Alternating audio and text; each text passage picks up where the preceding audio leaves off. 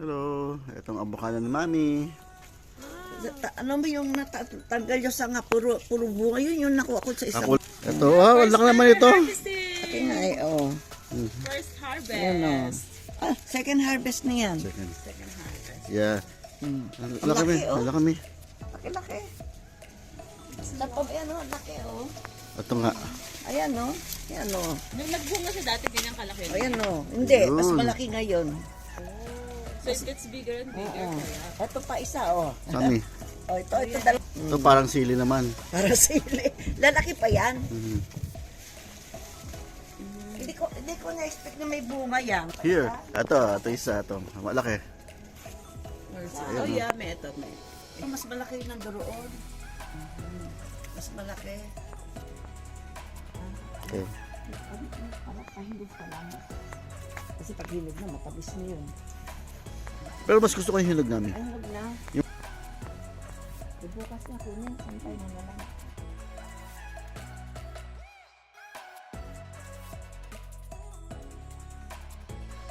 Okay. Hello, kukuha ko ngayon ng papaya para sahog sa tinola.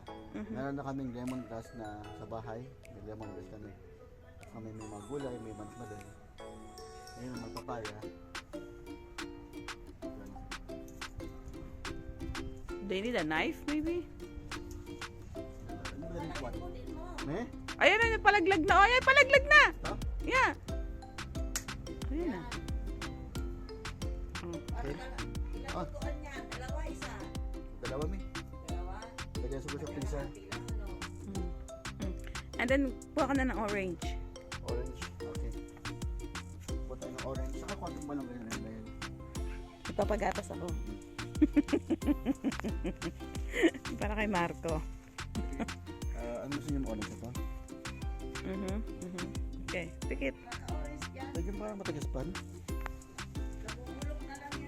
Yeah, ayun na sa ilalim ko. Ito na. Kaya nga. Yes.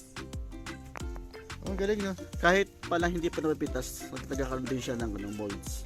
Hindi, that means overripe na siya. Oh, see? Mm.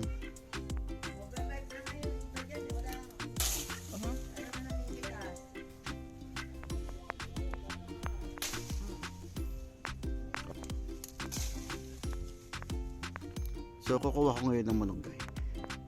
Pansahog sa tinola.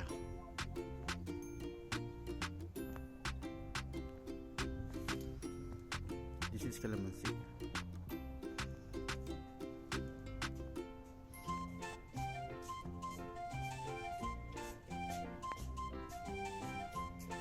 Ano yan? Parsan? Eh, gusto mo yan? Iba naman yan, ibang ano, klase ng bayabas. Yeah. Tasted it last year. Kanina kasi kumain ako ng bayabas. Tatlo na kinain ko.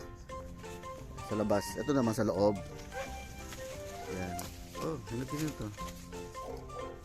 This one. Hinog na.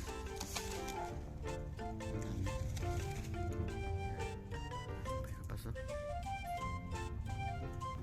So, another calamansi.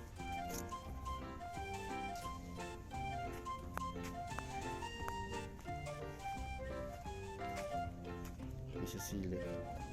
Siling na buyo. Ito naman, persimmon. Hindi po, another papaya. This is another papaya.